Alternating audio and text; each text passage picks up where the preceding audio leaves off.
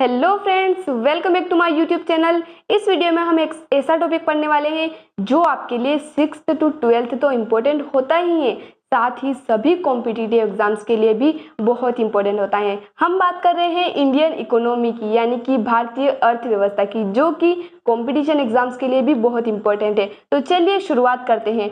सबसे पहले हम देख लेते हैं कि अर्थशास्त्र क्या होता है। अर्थशास्त्र का शाब्दिक अर्थ की अगर हम बात करें तो इसका शाब्दिक अर्थ होता है धन का शास्त्र, और इसके अंदर हम क्या अध्ययन करते हैं वो भी हम देख लेते हैं। धन और उससे संबंधित सभी पक्षों का अध्ययन एवं विश्लेषण किसके अंतर्गत किया जाता है? अर्थशास्त्र के अंतर्गत किया जाता है। साथ ही इसी के माध्यम से आर्थिक विकास, दैनिक आवश्यकताओं की पूर्ति भी होती है। अगर हम बात करें कि अर्थशास्त्र को दो भागों में विभाजित किया गया, यानी कि अर्थशास्त्र का अध्ययन दो भागों में किया जाता है। कौन कौन से दो भाग? माइक्रो इकोनॉमिक्स और मैक्रो इकोनॉमिक्स। हिंदी में अगर हम बात करें सूक्ष्म अर्थशास्त्र और व्यापक अर्थशास्त्र। इन दो पार्ट्स के बारे में भी हम डिटेल में नेक्स्ट वीडियो में पढ़ेंगे। अब नेक्स्ट हम बात कर लेते हैं अर्थशास्त्र के विभाग, या फिर जिन्हें हम आर्थिक क्रियाएं भी कहते हैं, वो क्या है? सबसे पहला है प्रोडक्शन, यानी कि उत्पादन, distribution, public finance, consumption and exchange, यानी कि उत्पादन, विवरण, लोक वित्त, उपभोग और विनिमय। ये क्या है? आर्थिक क्रियाएं या फिर अर्थशास्त्र के विभाग।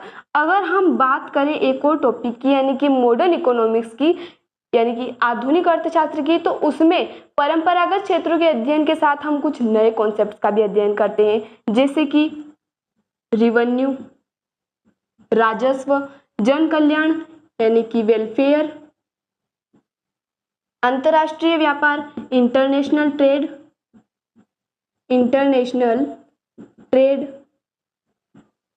विदेशी विनिमय यानी कि फॉरेन एक्सचेंज और बैंकिंग। ये क्या है? कुछ नए टॉपिक्स हैं जिनका अध्ययन हम काय में करते हैं? आधुनिक अर्थशास्त्र यानी कि मॉडर्न इकोनॉमिक्स में करते हैं। तो चलिए अब आगे बढ़ते हैं।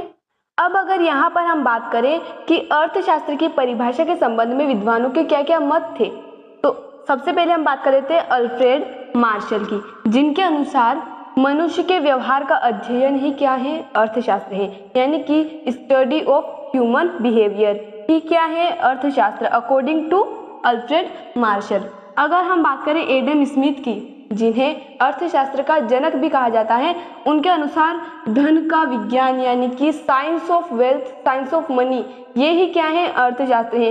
लेकिन अगर हम बात करें अंतर्राष्ट्रीय स्तर की, तो अंतर्राष्ट्रीय स्तर पर अर्थशास्त्र की परिभाषा क्या है ये भी हम जान लेते हैं। अर्थशास्त्र उस अवधारणा का अध्ययन है जो बताता है कि समाज किस तरह से दुर्लभ संसाधनों की सहायता से मूल्यवान उत्पाद तैयार करता है, यानी कि ये है हमारे अनलिमिटेड डिजायर्स, हमारे पास है लिमिटेड रिसोर्सेज, और उनका वाइसफुली यूटिलाइजेशन कैसे करना है। यानी कि अनलिमिटेड डिजायर्स का मतलब असीमित इच्छाएं, यानी कि हमारी इच्छाएं क्या होती है? असीमित होती हैं, ये तो हम सभी जानते हैं। एक इच्छा पूरी होने के बाद दूसरी इच्छा उत्पन्न हो जाती है। हम अपनी सभी इच्छाओं को तो पूरा नहीं कर सकते, क्योंकि हमारे पास क्या है? रिसोर्सेज क्या है? लिमिटेड है। और उन रिसोर्सेज का वाइसफुल यूटिलाइजेशन कैसे करना है, इसी के बारे में हम काय में पढ़ते हैं? अर्थशास्त्र में पढ़ते हैं। यही है अर्थशास्त्र की परिभाषा अंतर्राष्ट्रीय स्तर पर, कि कैसे हम लिमिटेड रिसोर्सेज का वाइसफुल यूटिलाइजेशन कर सकते हैं, यही हमने यहाँ पर लिखा है। अगर हम बात करें अर्थशास्त्र के महत्व की, यानी कि इम्पोर्टेंस ऑफ इकोनॉमिक्स, तो इसको हम दो भागों में डिवाइड कर सकते हैं। पहले सैद्धांतिक महत्व और दूसरे हैं व्यवहारिक महत्व। सैद्धांतिक महत्व की अगर हम बात करें, यानी कि थ्योरिकल इसके क्या क्या इंपॉर्टेंस है, तो वो है ज्ञान और सिद्धांतों में वृद्धि, तर्क शक्ति और विश्लेषण में वृद्धि, एवं अन्य शास्त्रों के संबंध में ज्ञान। ये क्या है? इसके थ्योरिकल इंपॉर्टेंस यानी कि सैद्धांतिक महत्व हो गई। अगर हम बात करें व्यवहारिक महत्व की, यानी कि प्रैक्टिकल लाइफ में इसके क्या क्या इंपॉर्टेंस है, तो वो है उत्पादकों को और श्रमिकों को लाभ, उपभोक्ता और व्यापारियों को लाभ, विद्यार्थियों, राजनीतिज्ञों, प्रबंधकों, सरकार को लाभ। ये क्या है, इसके प्रैक्टिकल लाइफ में अर्थशास्त्र यानी कि इकोनॉमिक्स के क्या है, इंपॉर्टेंस है। इसके बाद हम बात कर लेते हैं अर्थशास्त्र से संबंधित प्रमुख पुस्तकें, यानी कि कुछ प्रमुख पुस्तकें हैं रिलेटेड टू इकोनॉमिक्स। पहली पुस्तक है हमारी प्रिंसिपल ऑफ इकोनॉमिक्स, जिसे लिखा है अल्फ्रेड मार्शल ने। सेकेंड बुक है nature and significance of economic sciences, जिसे लिखा है रॉबिन्स ने। और थर्ड पुस्तक है the theory of income, employment and interest, जिसे लिखा है J.M. कीन्स ने। तो आई होप गाइस आपको पूरा समझ आया होगा। अगर कोई डाउट हो तो आप कमेंट में पूछ सकते हैं। मिलते हैं अगले वीडियो में नए टॉपिक के साथ। धन्यवाद।